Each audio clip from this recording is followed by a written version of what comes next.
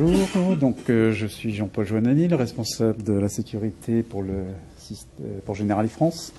Donc on a commencé par un RSSI, on va finir par un RSSI. Alors bon, je tiens à m'excuser déjà pour les gens qui sont dans l'espace RSSI parce qu'ils vont reconnaître un certain nombre de slides que j'ai présentés il y a pas très longtemps.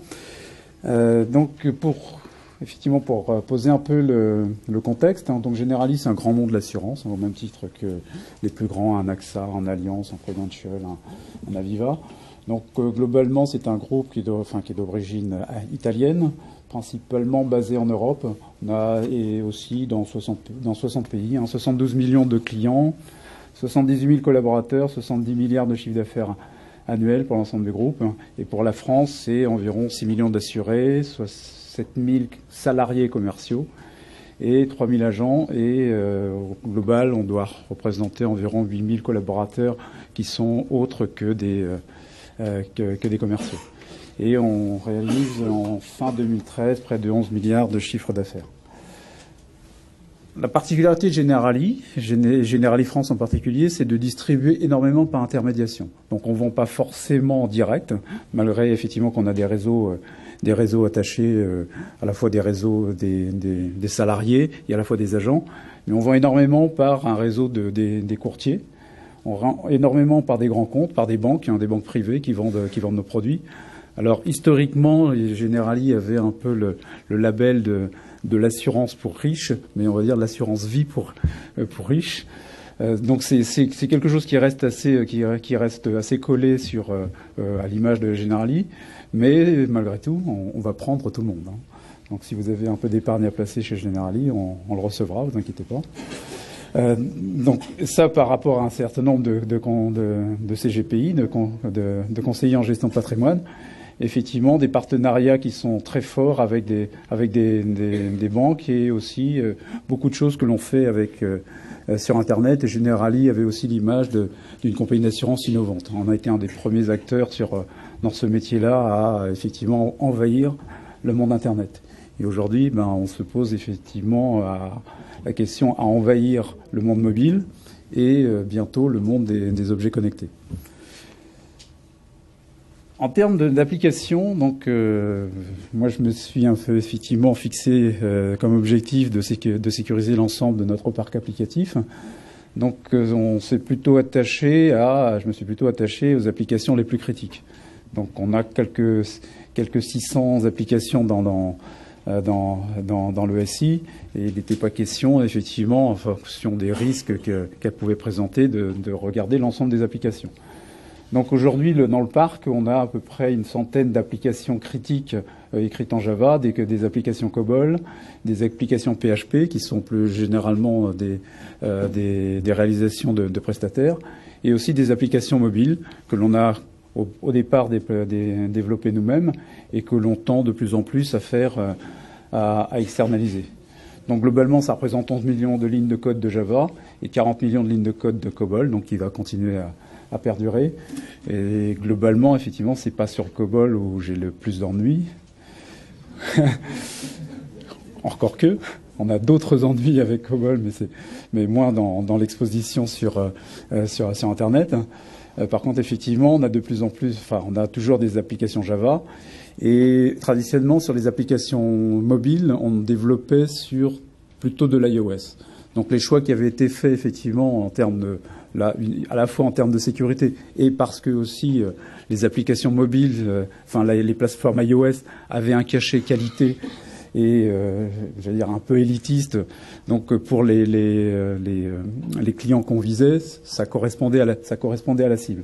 Donc on a plutôt développé sur iOS au tout départ, et récemment en fait on est sur un déploiement aussi de mobile, et là c'est aussi de mobile type Samsung, plutôt sur les réseaux commerciaux. Donc ce qui m'a fait m'interroger effectivement et m'inquiéter de savoir comment est-ce qu'on allait aussi sécuriser les applications sur ces plateformes-là. Donc il y a un certain nombre de contraintes, c'est-à-dire d'événements métiers et puis d'événements IT qui ont fait prendre en compte le fait qu'il fallait s'intéresser beaucoup plus à la sécurité des applications. Donc nos applications sont majoritairement développées en interne. Donc ça veut dire qu'effectivement, en termes de sécurité, il va falloir que je forme ou que je sensibilise l'ensemble de la population de développeurs à ce que représente la sécurité dans les applications. On a des équipes de développement qui sont plutôt importantes, plus de 200 personnes, à la fois en interne, des internes et des externes, ce qui me pose aussi le problème de savoir est-ce que mes prestataires, ils ont le bon niveau en termes de connaissances et de sensibilisation en matière de sécurité. On a une organisation de développement qui est de plus en plus stratifiée. Donc on a, pour des raisons de coût, effectivement, essayé de séparer les différentes tâches dans le processus de développement, à la fois des gens qui font de la spécification, que ce soit fonctionnel et technique, et après on a des gens qui sont chargés effectivement de faire du développement. Et ce développement sont de plus en plus externalisés aussi, et là plutôt à la fois en nearshore et en offshore. Donc, ce qui donne donc effectivement des contraintes supplémentaires. On a des nouveaux langages de programmation. Alors, moi, pour moi qui ai découvert Java il y a très longtemps, à l'époque, ça a été présenté comme étant la panacée et qu'après, une fois que Java arrivait, il n'y aurait plus jamais d'autres langages. Maintenant, j'ai l'impression qu'il y en ait un toutes les 5 minutes.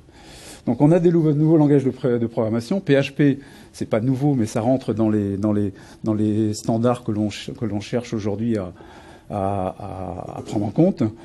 C#, du .NET, et puis effectivement pour tout ce qui est Big Data, parce qu'on s'intéresse effectivement au Big Data. J'avais évoqué les IoT. Effectivement, c'est des capteurs qui vont nous ramener un certain nombre de données et qui va intéresser pas mal à la fois toute la partie marketing, communication et tous ceux qui sont chargés de donner une vision 360 du client. Et on a une inflation de frameworks, pas toujours mature. Alors on a évoqué effectivement le fait que les développeurs prenaient des librairies et prenaient des frameworks on ne sait pas d'où. Moi je me rappelle d'avoir l'anecdote, c'était effectivement sur un développeur qui faisait du test sur des bases de données. Et c'est un outil qu'il avait installé, ne me demandez pas comment, qu'il avait installé et sur lequel il avait des problèmes parce que j'avais décidé de supprimer tous les droits d'administrateur sur tous les postes, et qui voulait savoir si lui pouvait contacter Dimitri qui se trouvait en Russie pour savoir avoir un support sur l'outil qu'il avait utilisé. Donc je lui ai fait comprendre que ce n'était pas tout à fait la méthode qu'on employait, que effectivement les outils devaient être qualifiés. Donc et après donc on a des vulnérabilités qui sont découvertes quotidiennement. Justement aussi pour la petite histoire, sur du PHP, donc on avait des prestataires qui faisaient du développement sur des applications. Donc je leur ai dit qu'avant de passer leur application en production, j'allais faire quelques tests d'intrusion. Et ils m'ont répondu qu'ils utilisaient une plateforme, un Drupal pour ne pas la citer, qui était la plateforme la plus sécurisée du monde.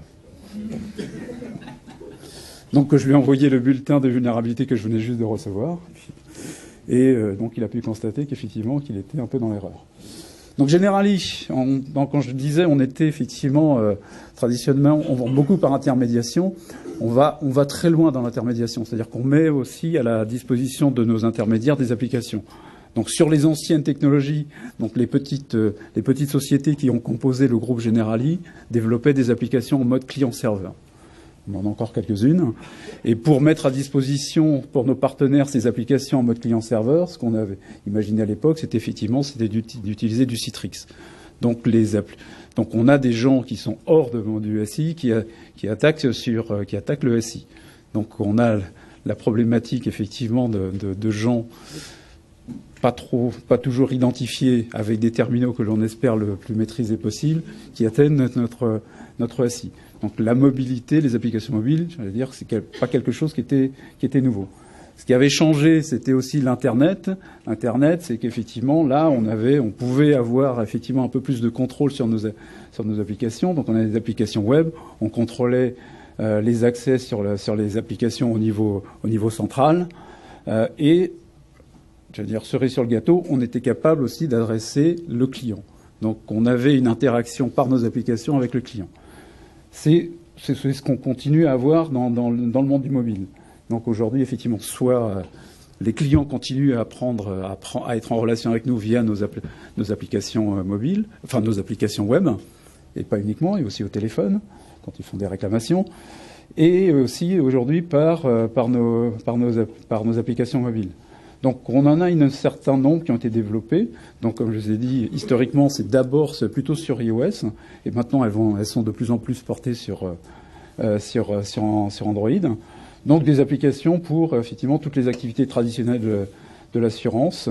Donc effectivement des applications qui vont vous permettre de savoir si pour un sinistre, non, pour une maladie, vous êtes couvert par le contrat santé que vous auriez, ce serait chez nous. On a la capacité effectivement à faire une expertise en ligne en cas de sinistre. Donc vous avez une application qui permet de prendre des photos du sinistre que vous avez et de l'envoyer directement sur une plateforme d'expertise qui va vous dire si effectivement rapidement si le sinistre peut être pris en charge tout de suite, ou si effectivement il va falloir un déplacement, quelqu'un qui se déplace physiquement pour aller constater le sinistre.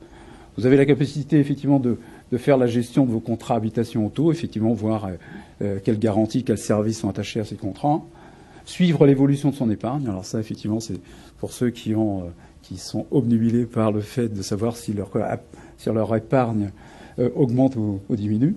Bon, moi, j'en ai pas beaucoup, donc je l'ai pas téléchargé. Et puis après, effectivement, vous avez pas mal d'informations, comme je disais, sur la couverture santé. Alors, ce qui apparaît effectivement avec la mise à disposition d'applications mobiles, c'est qu'on a Generali une responsabilité maintenant envers les clients et les partenaires. C'est-à-dire qu'effectivement, de fournisseurs de services, maintenant, Generali devenait effectivement éditeur d'applications. Donc en tant qu'éditeur, vous devez, notamment quand vous êtes un grand nom, enfin quand vous êtes une institution comme une compagnie d'assurance, c'est de la confiance que vous transmettez. Donc pour un client, imaginez que Generali puisse encourager à déposer une application sur leur smartphone et qui n'est pas sécurisée. Donc on a un véritable risque d'image et de réputation. Donc c'est sur toutes ces applications mobiles, notamment, c'est des choses qui sont très suivies par la direction de la communication.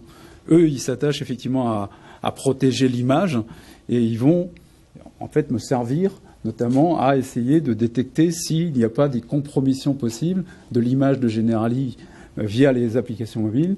Peut-être effectivement que nos applications mobiles peuvent avoir été copiées ou un clone a été fait et finalement usurper l'image, l'identité de Generali pour peut-être voler des données.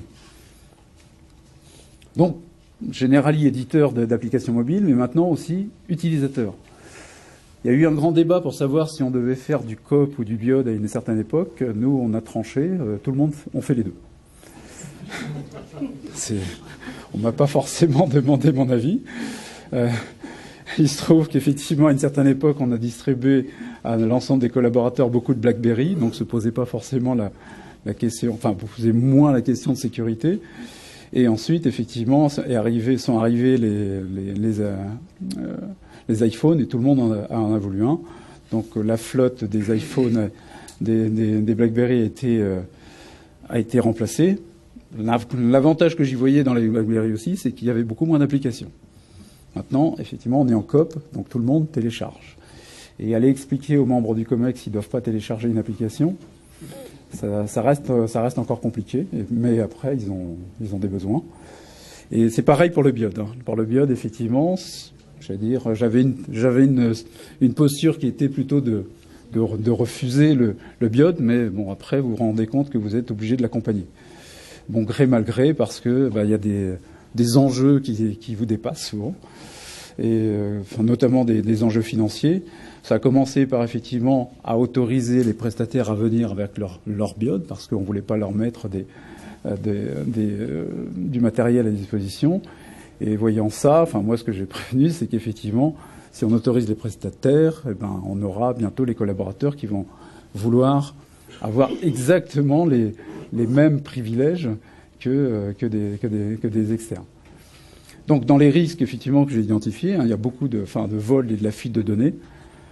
Ça parce que effectivement les applications qui peuvent être sur ces terminaux sont pas forcément les plus sécurisées qu'on puisse imaginer, de la compromission de données. Donc là on est sur de l'intégrité, il faut plutôt sur Quand je parle de compromission, c'est vraiment sur de l'intégrité. On utilise des applications pour effectivement transférer des données via nos applications web. Et effectivement, on a une non-maîtrise totale de la configuration. Alors pour ça, je me suis quand même un peu reposé sur un certain nombre d'éléments d'infrastructure, notamment des plateformes MDM et un certain nombre d'outils qui peuvent m'aider à effectivement donner une réputation sur ces applications-là. Mais après se pose effectivement le problème sur ces consoles, sur ces plateformes MDM, de la confidentialité et de la séparation entre votre espace privé, votre espace professionnel. Quand on a déployé les terminaux, les smartphones pour la population des réseaux salariés, donc la première chose qu'ils ont posé comme question, c'est qui allait voir leurs données de géolocalisation. Donc c'est un débat qui est remonté aux membres aux partenaires sociaux, j'ai quasiment dû signer de mon sang le fait que sous aucun prétexte je ne dévoilerai les données correspondant à la géolocalisation des commerciaux.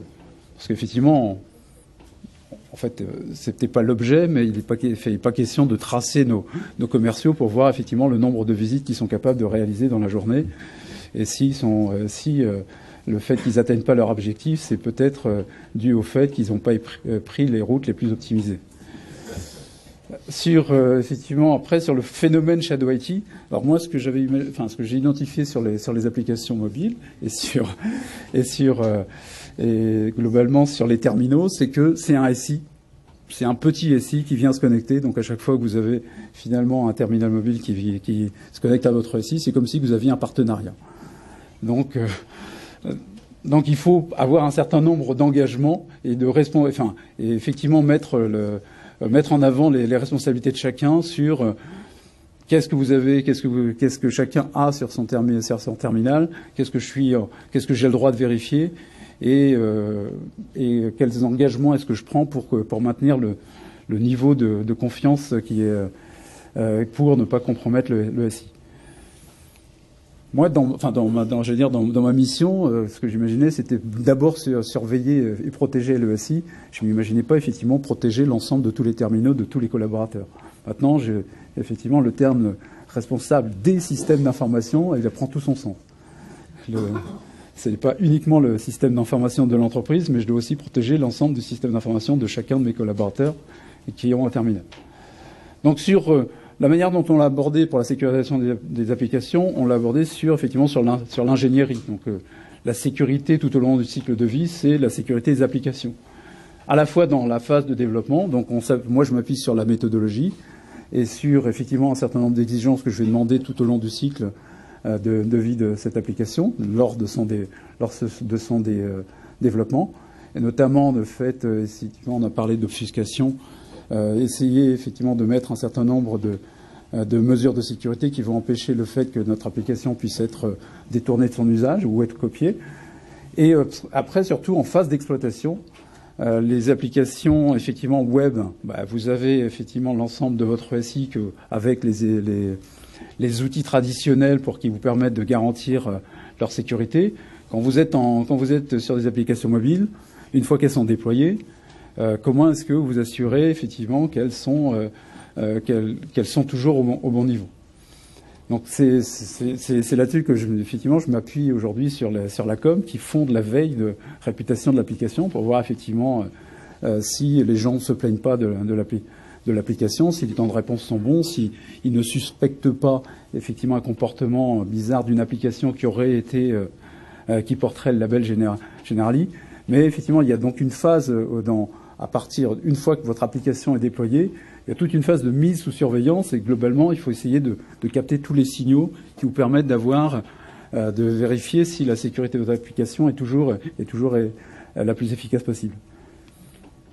Donc, j'ai juste mis pour imaginer. Alors là, je suis pas un consultant, mais j'écris petit aussi. Donc les différentes phases où effectivement il y a des particularités sur le mobile. Donc sur les phases du haut, on est sur du développement et globalement on peut arriver à avoir le même processus, les mêmes processus de développement que pour les applications que pour les applications web. Avec, j'allais dire, quand même, la réserve qui est de ne pas avoir de choses qui soient trop natives, de ne pas utiliser des librairies natives pour accéder aux différentes ressources. Donc nous, on ne fait pas de jeu, donc on n'a pas besoin d'avoir accès au l'accéléromètre ou un certain nombre de choses. Donc globalement, avec des frameworks qui sont portables, on arrive effectivement à mettre tout le monde dans les mêmes outils de développement. Sur la partie iOS, on n'a pas encore atteint. On va voir ce qu'on peut avoir comme en tant que cross-compiler pour effectivement compiler en cible sur de l'iOS. Mais sur la partie Android, c'est exactement le même processus qui est adopté. Alors je l'ai pas noté sur le déploiement, mais effectivement le déploiement c'est particulier. Là il y a un troisième acteur qui est les propriétaires de store avec qui vous allez devoir entrer en interaction pour le déploiement, et ne serait-ce aussi pour tout ce qui va concerner les notifications que vous pourrez envoyer sur l'application. Donc il y a un acteur à mettre entre vous et votre application. Et j'en ai parlé, effectivement, tout ce qui est opération de surveillance et de maintenance. Donc il faut monitorer l'application une fois qu'elle est déployée, une fois qu'elle est utilisée. Et alors j'ai barré la dernière étape qui était le retrait. Les applications d'assurance, ils ont une durée de vie qui est très très longue. Tant qu'on a un contrat qui est pour lequel on a un souscripteur, voire des bénéficiaires, on a besoin de conserver l'application. Dans les applications mobiles, là, pour d'autres raisons, les applications, vous ne savez pas quand elles sont désinstallées. Donc, on n'est pas proactif pour désinstaller, mais effectivement, c'est des choses dont il faut tenir compte et effectivement peut-être mesurer quelle version d'application que vous avez distribuée vient se connecter à votre SI pour toujours savoir où en est votre parc et savoir effectivement si vous devez pousser ou pas des mises à jour. Donc là, c'est juste un schéma pour illustrer l'usine que l'on a mis en place. Donc sur le coin en haut à droite, vous avez toute la partie usine de développement avec effectivement tout ce qui va être référentiel de code, les outils de contrôle de qualité, l'ensemble des référentiels des librairies qui ont été acceptés, qui ont été validés par les directions d'architecture, et l'ensemble de donc tous les sources et toute la configuration de l'application est vérifiée à ce niveau-là. Donc je parle là vraiment pour les applications qui sont principalement développées en Java et en PHP. Avant de sortir dans un processus itératif, ces applications-là, le code de ces applications est analysé et les résultats de cette analyse est publié et mis à disposition à la fois des équipes de développement, de l'audit, et puis notamment du RSSI qui, lui, a la capacité, s'il veut, aussi de lancer des tests d'intrusion ou de faire des scans de vulnérabilité. La partie en bas, ça concerne plutôt les applications web. On est en train de réfléchir pour savoir effectivement comment est-ce qu'on qualifie, comment est-ce qu'on passe des tests d'intrusion, comment est-ce qu'on fait des scans de vulnérabilité si on était pour regarder le même modèle que les applications web. Comment est-ce qu'on procède pour les applications mobiles. Donc c'est des choses que j'essaie de voir et aussi j'essaie de convaincre un certain nombre de personnes à mettre en place pour effectivement garantir la sécurité. En axe d'amélioration, donc il y a de la formation et sensibilisation. Il faut former les développeurs, à la fois sur les bonnes pratiques, sur le WASP, sur des choses qu'ils connaissent pas. On recrute pas des développeurs aujourd'hui pour faire de la sécurité. On recrute des développeurs qui connaissent l'assurance. Donc il faut aussi leur amener effectivement de la formation et qu'ils soient effectivement conscients des risques que peut induire les mauvais développements qu'ils pourraient faire. On cherche à améliorer et sophistiquer les tests, donc tous les tests, donc que ce soit pendant la phase de développement, mais aussi les tests qu'on mène après, une fois que l'application est déployée, être capable effectivement de faire un audit d'une application, que ce soit la nôtre ou que ce soit les applications qui sont sur nos terminaux. Et aussi, on cherche à élargir le périmètre. Donc, je vous ai parlé des applications les plus critiques qu'on cherchait à effectivement évaluer. Mais on va essayer effectivement d'étendre ce périmètre pour diminuer notre surface de risque, la surface d'attaque que constituent nos applications déployées.